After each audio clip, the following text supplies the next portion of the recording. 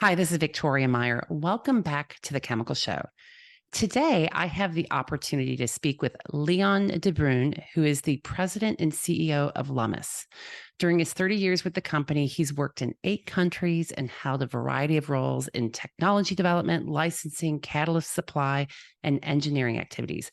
Most recently, prior to being named president and CEO, he led the transformation of the Lummus business from a subsidiary of McDermott to where it is today as a standalone company owned by the Chatterjee Group and Roan Capital.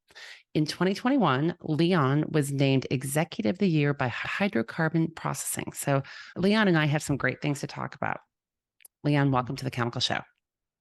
Thank you, Victoria, and I'm really excited to be here. I am excited to have you here. Let's start with your origin story. What got you interested in energy and chemicals and technology, and what ultimately got you to your current role? Well, I've always had a very keen interest in technical things and decided to study chemical engineering. And while doing that, I had this opportunity to work with some of the smartest professors who really catapulted material science for the university I was attending. And even today, I think that is really at the forefront of our industry, new materials, science applied into consumer products. And I think for Lummus, that is the forefront of where we see new innovations materialize, creating new products, new enhancements of quality of life from every variety. And that's where I really think there's an exciting opportunity for us to contribute.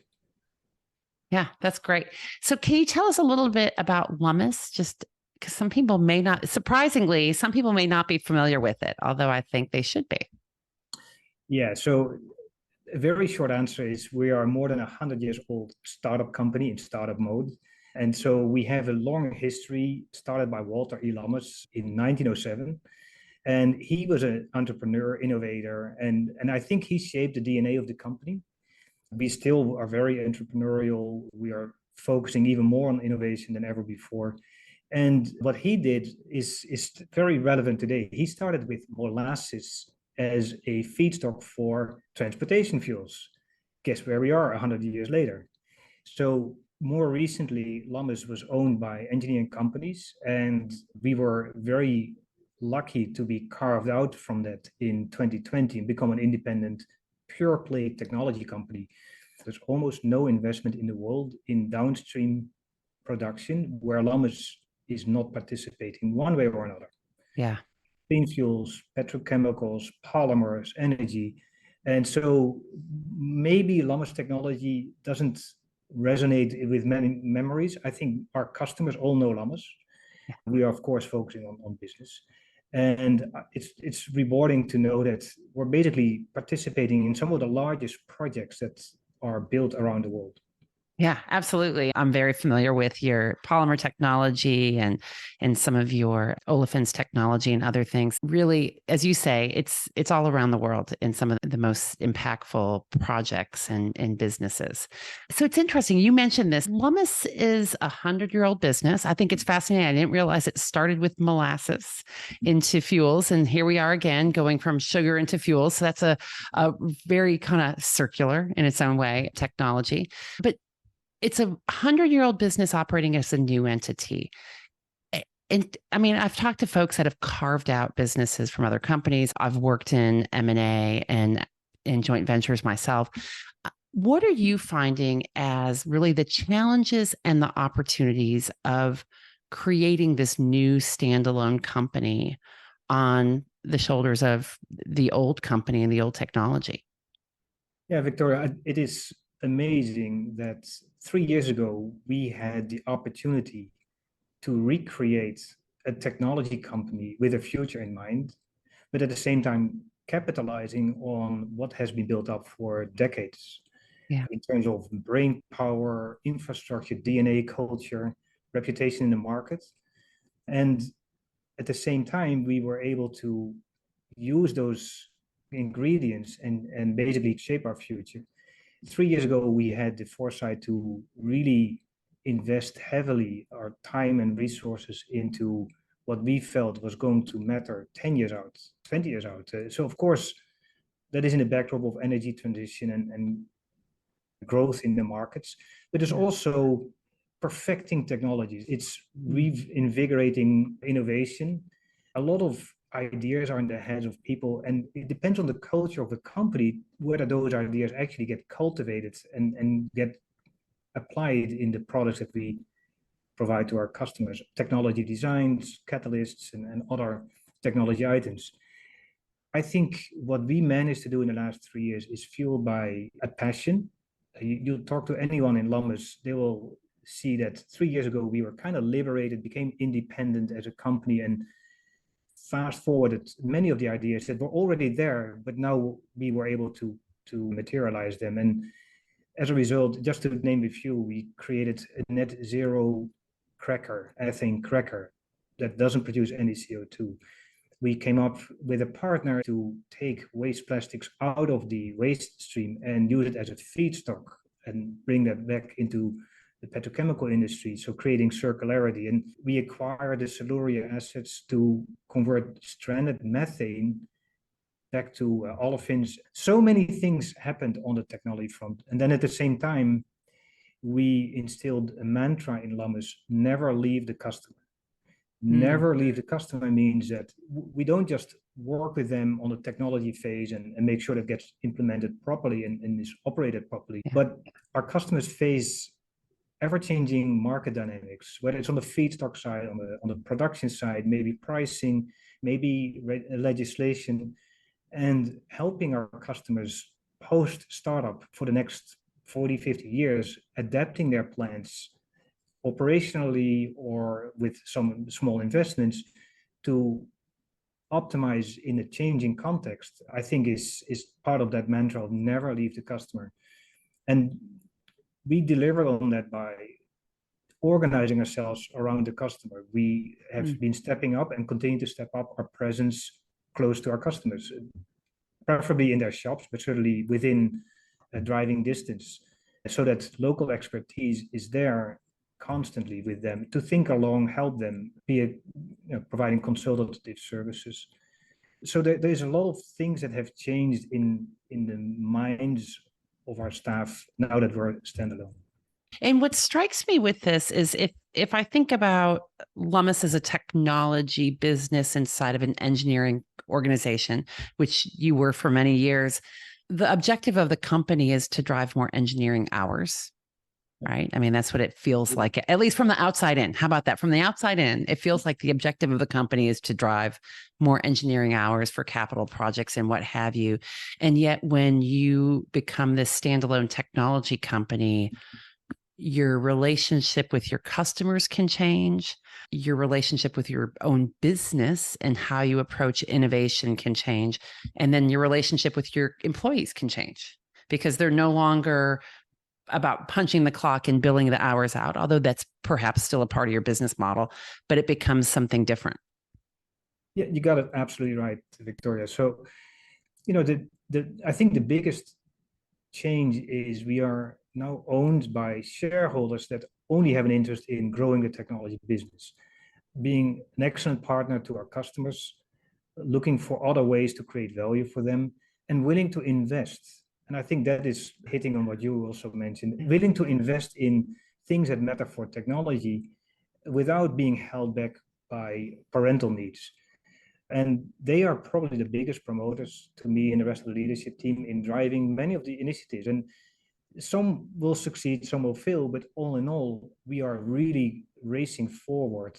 And I don't see how we would have done this in the past. So I do think the passion and the eagerness, the desire of our employees to prove that as an independent company, we can do better than otherwise, that helps. The support of our shareholders. And then finally, just every ingredient that we have, the reputation, the R&D centers, the technology scientists, engineers.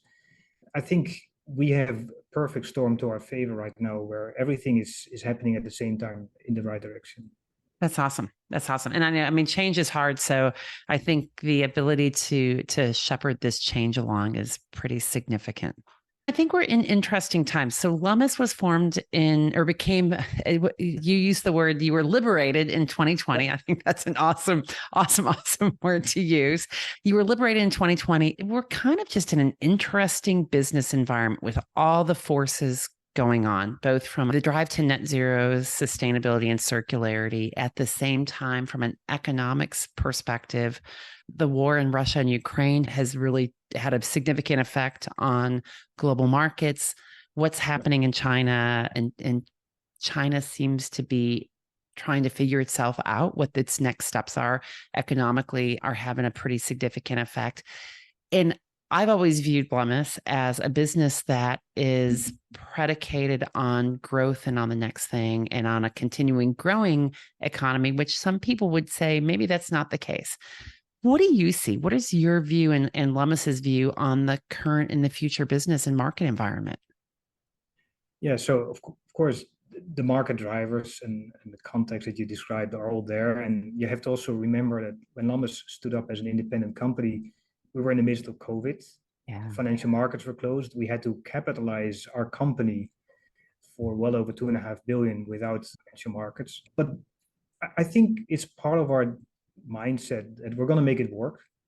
We're going to get to the other side no matter what. And I think that mindset also helps us in addressing the changes that are happening in the market, the geopolitics, geographical shifts of production and demand, the China potentially overcapacity or not. That's still a question we're facing in the industry.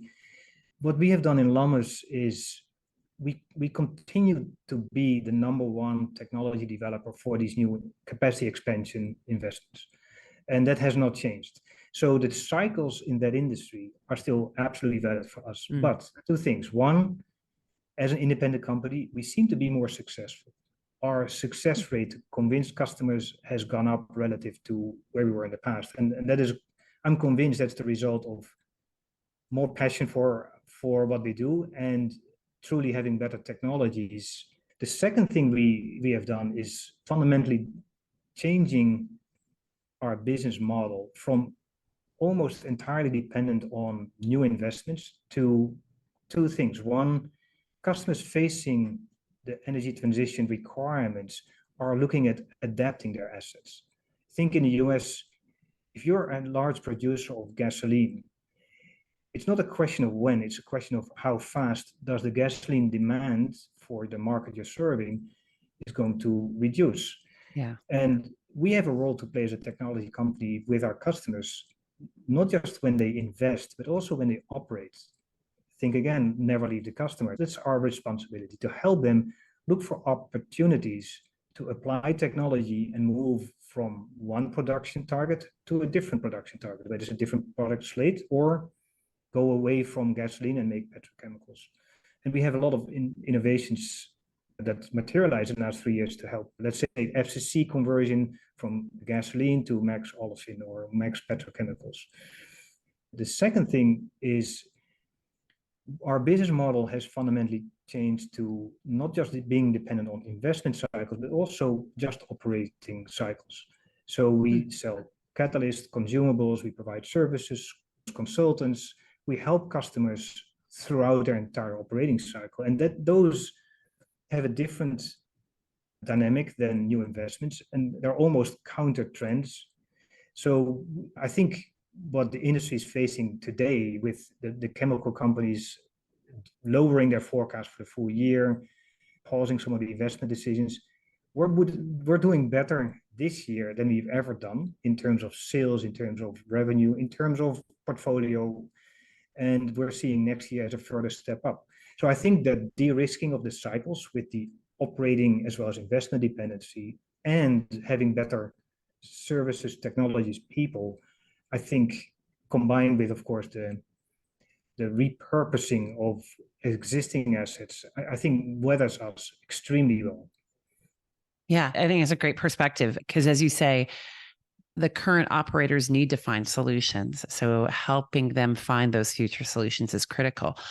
What strikes me is a lot of the things you're talking about requires a different culture, requires a different type of talent, perhaps, and maybe just requires more talent, different skill sets, et cetera. How are you navigating the people and the culture, bringing people in, keeping as appropriate your existing employees, and helping the company and the culture and the talent within the company get to the next place?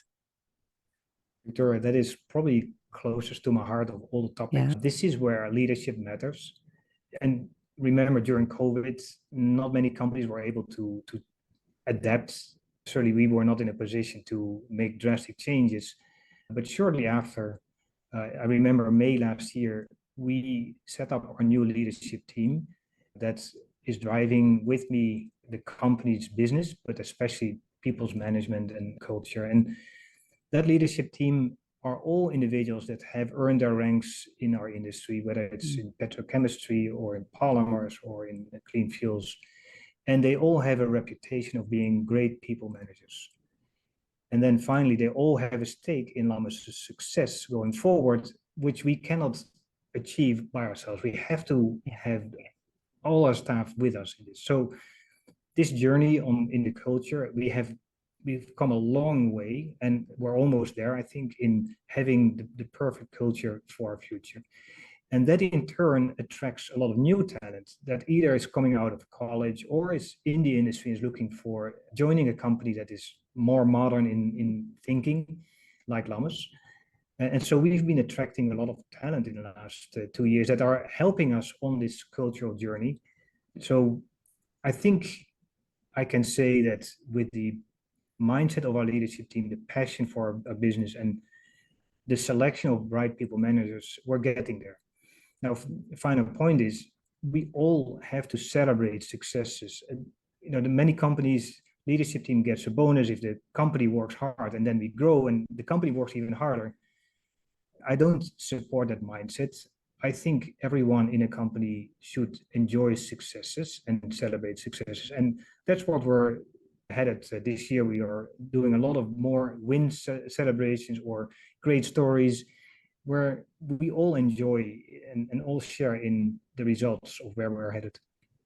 That's exciting. I think it's important. And I know a few people that are at Lummus, and I think they're all very positive about where the direction of the company is going.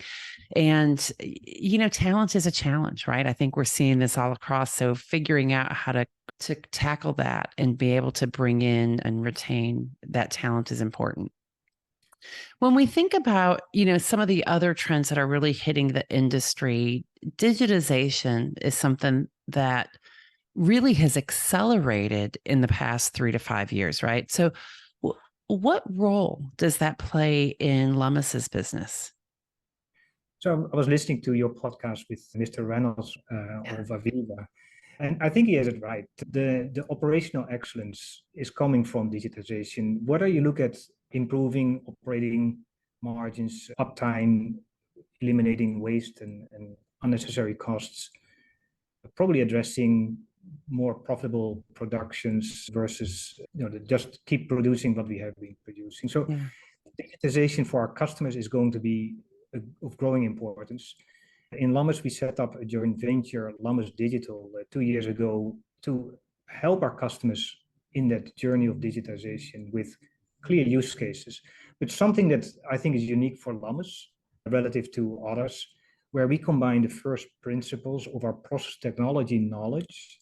We have designed the plant, so we like to think that we have some ideas on how the plant can be stretched and operated, as well as the data science from the feedback of the actual operating plant. So by bringing the two together, the actual operating data and capabilities of the plant that was invested in through data science with the first principles knowledge, I think we can help customers to have a laser focus on optimizing their operations.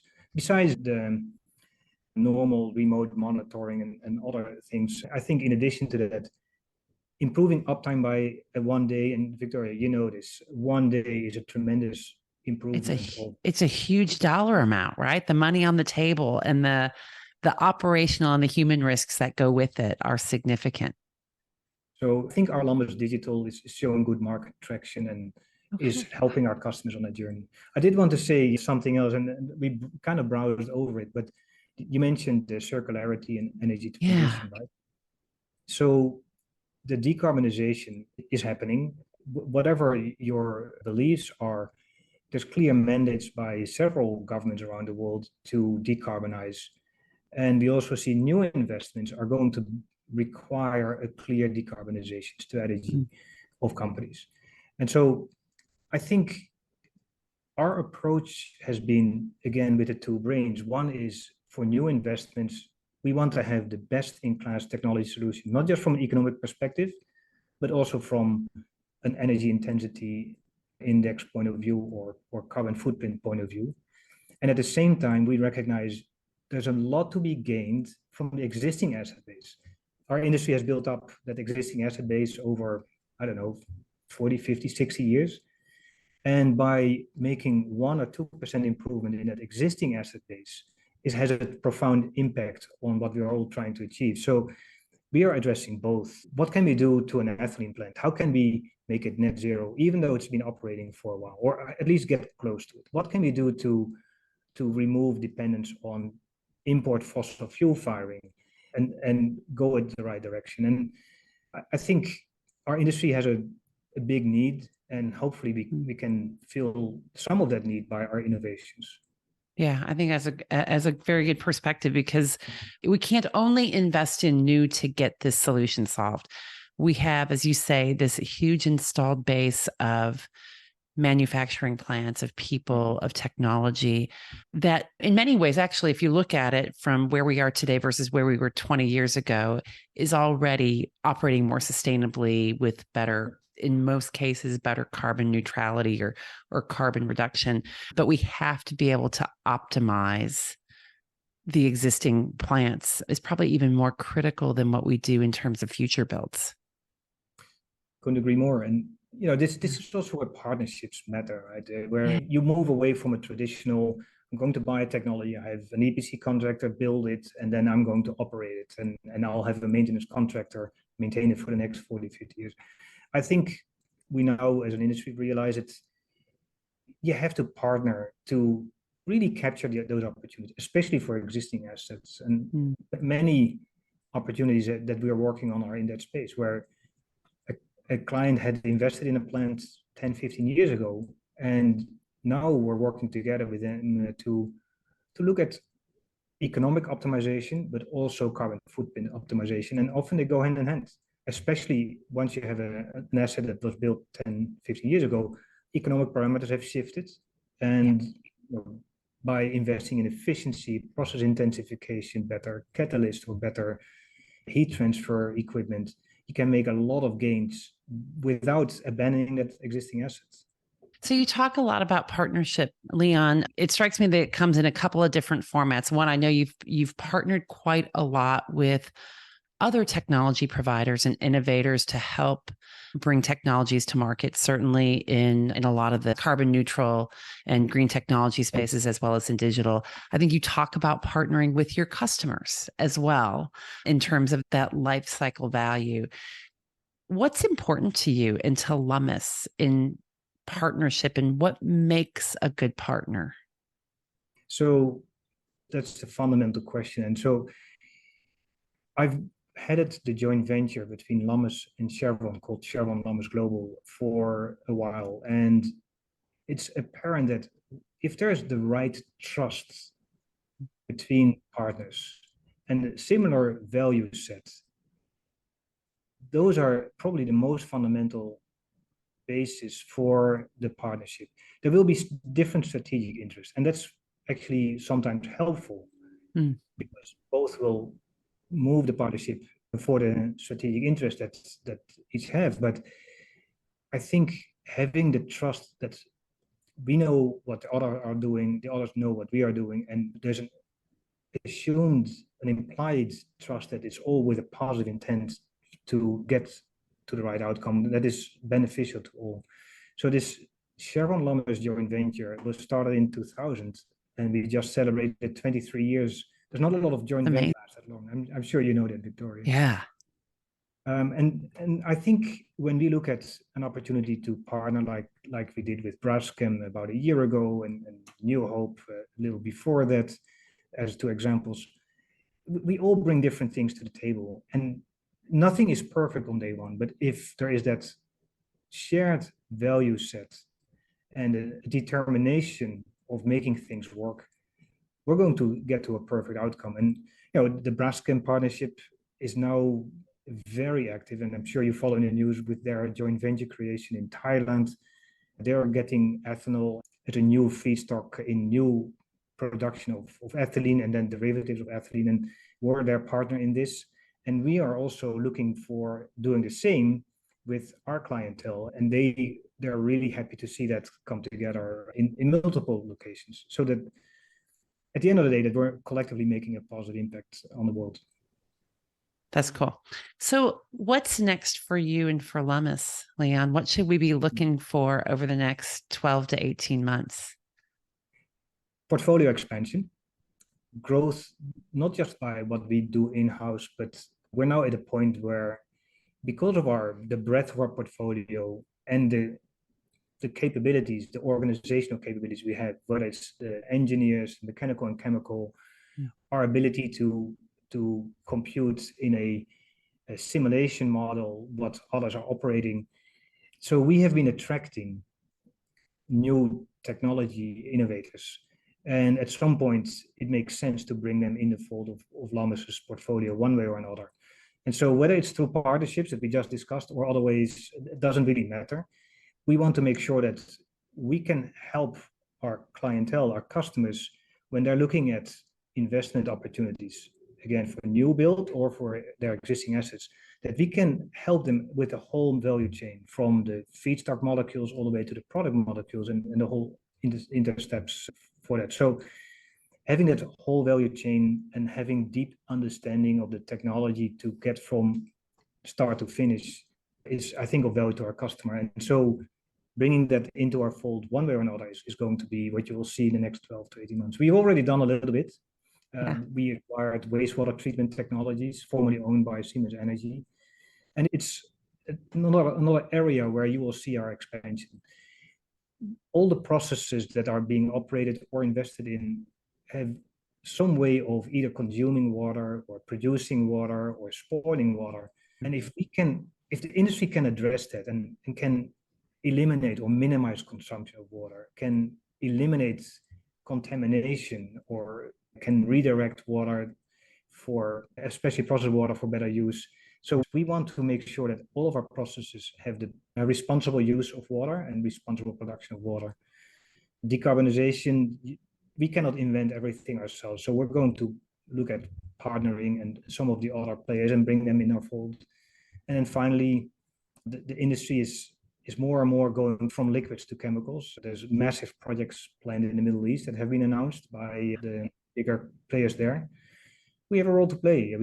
With that whole chain of feedstock all the way to final polymer product, I think we have a role to play there, and we will invest heavily to be the partner of choice there. So that's what you're going to see.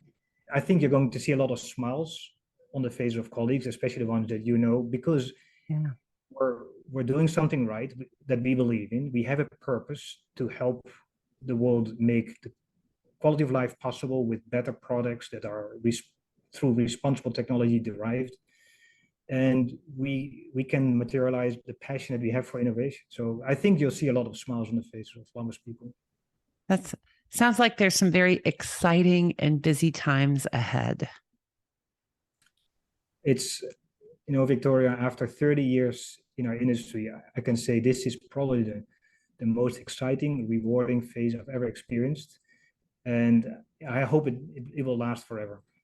I agree. Thanks. Awesome. Well, Leon, thank you for joining us today on The Chemical Show. This has been excellent. Thank you, Victoria. It was my pleasure. Absolutely. And thank you, everyone, for joining us. Keep listening, keep following, keep sharing, and we will talk to you again soon. We've come to the end of today's podcast. We hope you enjoyed your time with us and want to learn more. Simply visit thechemicalshow.com for additional information and helpful resources. Join us again next time here on The Chemical Show with Victoria Meyer.